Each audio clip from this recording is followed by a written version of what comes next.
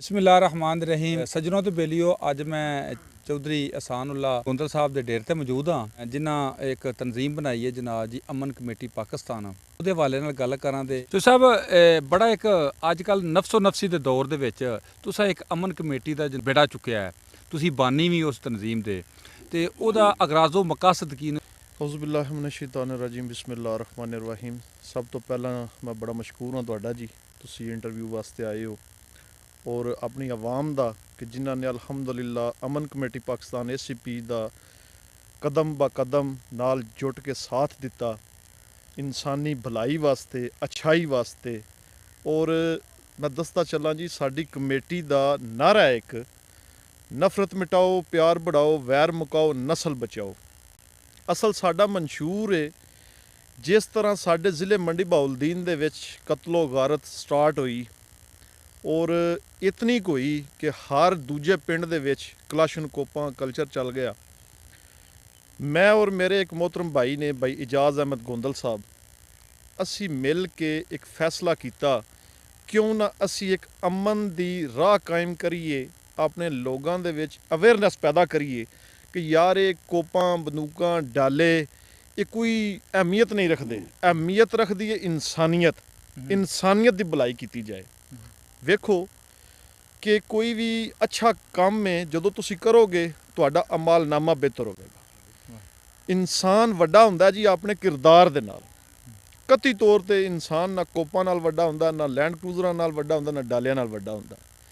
असी इहदे विच एक ऐसा मिशन दिता है अमीर भी उड्डा है गरीब भी उड्डा है ताकतवर भी उड्डा है कमज़ोर भी उड्डा है। सब दी इज्जत नफ्स जिहड़ी है साडी इस पार्टी दे विच अमन कमेटी पाकिस्तान ACP दे विच वो बराबर है, कोई वड्डा कोई निक्का नहीं।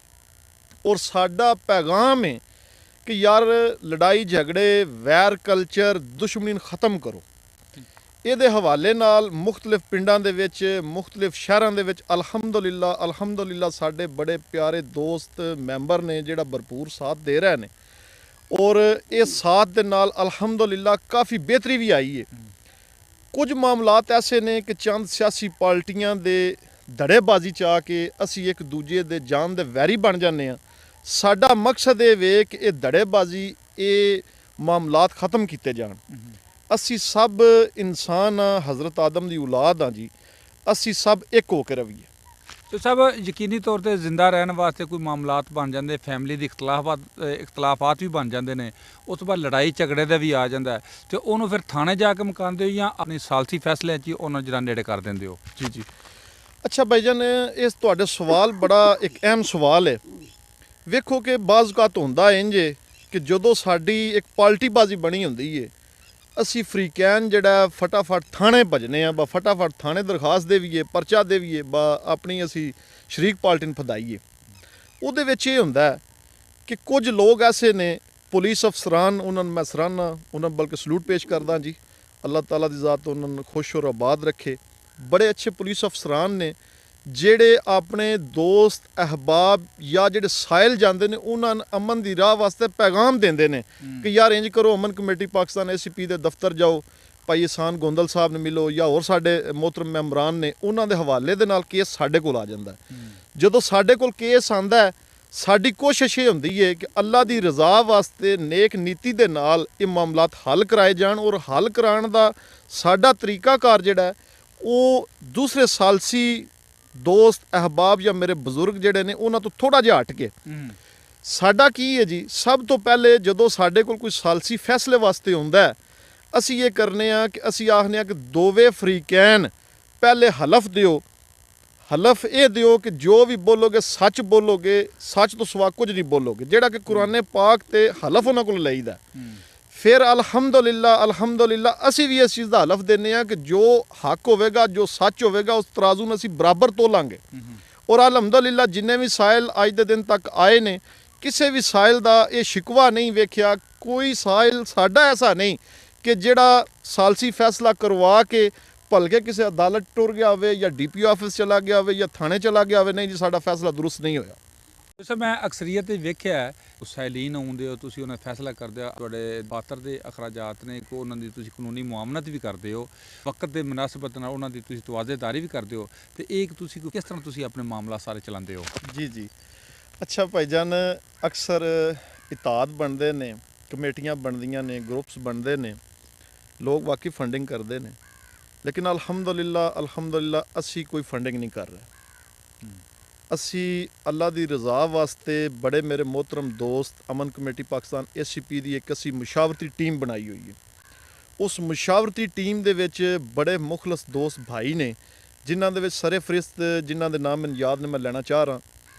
ਉਹ ਜਨਾਬ ਇਹ ਨੇ ਕਿ ਭਾਈ ਜ਼ੈਦ ਹੁਸੈਨ ਵੜੈਚ ਸਾਹਿਬ ਨੇ, ਸ਼ਹੀਦਾਂ ਅਲੀ ਤੋਂ, ਹਾਲ ਮੁਕੀਮ ਯੂਨਾਨ ਨੇ ਜੀ, ਔਰ ਭਾਈ ਕੈਸਰ ਗੋਂਦਲ ਸਾਹਿਬ ਆਲੇ ਤੋਂ, ਭਾਈ ਸਨਾਵਰ ਸਾਹਿਬ ਨੇ ਗੋਂਦਲ ਸਾਹਿਬ ਘਣੀਏ ਤੋਂ, ਭਾਈ ਆਕਬ ਗੋਂਦਲ ਸਾਹਿਬ ਨੇ ਇਟਲੀ ਹੁੰਦੇ ਨੇ ਜੀ, ਔਰ ਫਰਖ ਨਵੀਦ ਸਾਹਿਬ ਨੇ ਮਾਸ਼ਾਅੱਲਾ ਸਊਦੀ ਅਰਬ ਨੇ, ਬੜੇ ਦਰਦ ਦਿਲ ਰੱਖਣ ਵਾਲੇ ਦੋਸਤ ਅਹਿਬਾਬ ਨੇ।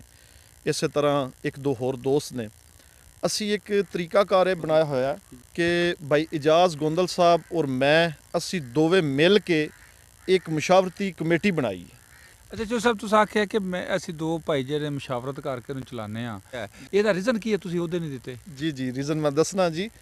ਰੀਜ਼ਨ ਇਹ ਜੀ ਕਿ ਅਸੀਂ ਇਹਦੇ ਵਿੱਚ ਅਹੁਦੇ ਜਿਹੜੇ ਨੇ ਇਸ ਵਾਸਤੇ ਨਹੀਂ ਰੱਖੇ, ਜਦੋਂ ਅਹੁਦੇ ਦਿੱਤੇ ਜਾਂਦੇ ਨੇ ਚੇਅਰਮੈਨ, ਸਦਰ, ਵਾਈਸ ਚੇਅਰਮੈਨ, ਜਨਰਲ ਸੈਕਟਰੀ, ਉਹਦੇ ਵਿੱਚ ਆ ਕੇ ਬੰਦੇ ਦੇ ਕਿਸੇ ਦੋਸਤ ਅਹਿਬਾਬ ਦੇ ਵਿੱਚ ਕੋਈ ਤਕੱਬਰ ਗਰੂਰ ਨਾ ਆਵੇ, ਕੋਈ ਆਪਣੇ ਆਪ ਨੂੰ ਵੱਡਾ ਨਾ ਸਮਝੇ। ਅਸੀਂ ਅਲਹਮਦੁਲਿਲਾ ਸਭ ਬਰਾਬਰ ਹਾਂ, ਈਵਨ ਕਿ ਮੈਂ ਵੀ, ਈਵਨ ਭਾਈ ਇਜਾਜ਼ ਸਾਹਿਬ ਵੀ। ਇੱਕ ਮੁਸ਼ਾਵਰਤੀ ਟੀਮ ਜਿਹੜੀ ਹੈ ਉਹ ਵੀ ਰਜ਼ਾਕਾਨਾ ਤੌਰ ਤੇ ਪੇਸ਼ ਹੈ, ਕਿਉਂਕਿ ਸਾਡਾ ਮਿਸ਼ਨ ਹੈ ਕਿ ਜੋ ਵੀ ਅਸੀਂ ਕਰਨਾ ਹੈ ਅਲਹਮਦੁਲਿਲਾ ਅੱਲਾ ਦੀ ਰਜ਼ਾ ਵਾਸਤੇ ਕਰਨਾ ਹੈ।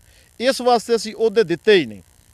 ਅਸੀਂ ਹਰ ਬੰਦੇ ਅੱਗੇ ਇਹ ਅਪੀਲ ਕਰਨੇ ਕਿ ਭਾਈ ਜੀ ਅੱਲਾ ਦੀ ਰਜ਼ਾ ਵਾਸਤੇ ਤੁਸੀਂ ਸਾਡਾ ਸਾਥ ਦੇਣਾ, ਆਉਣਾ ਹੈ, ਸੋ ਬਿਸਮਿਲ੍ਲਾ।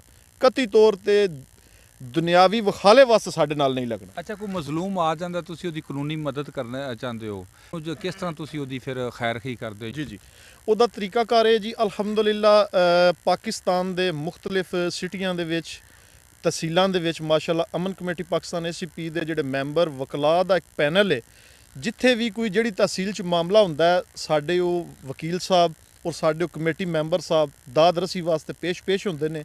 ਔਰ ਸਾਡੀ ਕਮੇਟੀ ਦੇ ਥਰੂ ਜਿਹੜੇ ਵੀ ਦੋਸਤ ਅਹਿਬਾਬ ਆਉਂਦੇ ਨੇ, ਉਹਨਾਂ ਕੋਲੋਂ ਕੋਈ ਵੀ ਵਕੀਲ ਸਾਹਿਬ ਦੀ ਫੀਸ ਨਹੀਂ ਲਈ ਜਾਂਦੀ। ਅਸੀਂ ਉਹਨਾਂ ਦਾ ਐਕਸਪੈਂਡੀਚਰ ਅਸੀਂ ਖੁਦ ਬਰਦਾਸ਼ਤ ਕਰਨੇ ਆ, ਜਿਹੜੇ ਲੋਕ ਮੁਸਤਹਿਕ ਹੁੰਦੇ ਨੇ। ਔਰ ਜਿਹੜੇ ਵੀ ਮਾਮਲਾਤ ਨੇ, ਕੋਸ਼ਿਸ਼ ਕਰੀਦੀ ਹੈ ਕਿ ਟੇਬਲ ਟਾਕ ਕਰਕੇ ਹੱਲ ਹੋ ਜਾਣ, ਕੋਈ ਲੜਾਈ ਝਗੜਾ ਨਾ ਹੋਵੇ। ਅਗਰ ਕਾਨੂੰਨੀ ਹੀ ਮਾਮਲਾਤ ਕਰਨੇ ਹੋਣ ਤਾਂ ਫਿਰ ਸਾਡੇ ਵਕੀਲ ਸਾਹਿਬਾਨ ਵੇਖਦੇ ਨੇ ਜੀ। ਔਰ ਅਲਹਮਦੁਲਿਲਾ ਭਾਈ ਇਜਾਜ਼ ਸਾਹਿਬ, ਮੈਂ ਔਰ ਮੇਰੇ ਸਾਡੇ मोहतरम कमेटी मैंबरान असी सारे मिल के तमाम अखराजात एक्सपेंडिचर सारे असी बर्दाश्त करने, कोई फंडिंग नहीं असी करते जी। ये सिर्फ जाटिज़म ही है या होर मुख्तलिफ बरादरियां भी ये जनाब जो जम कीतियां ने? जी जी जी, बहुत अच्छा सवाल है जी। मैं इहदा बड़ा एक ना जी तफसीली जवाब देना चाहना।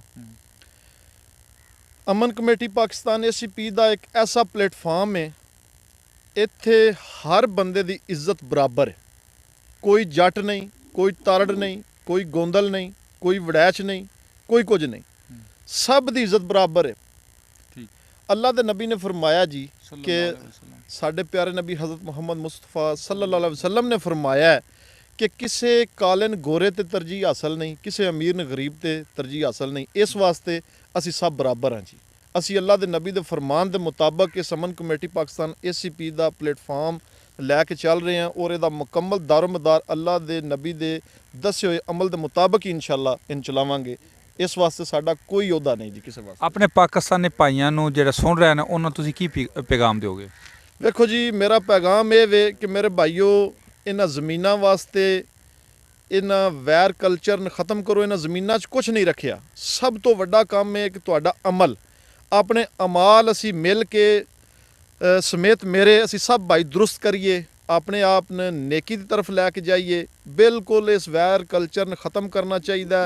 ये चुदरा सिस्टम जिहड़ा इन्हूं ख़त्म करना चाहिए। कोशिश करके सन अल्लाह दी बारगाह दे विच अपना अमाल दुरुस्त करके अल्लाह दी खुशनुदी हासिल करनी चाहिए, ना कि दुनियादारी दी जी। बहुत शुक्रिया।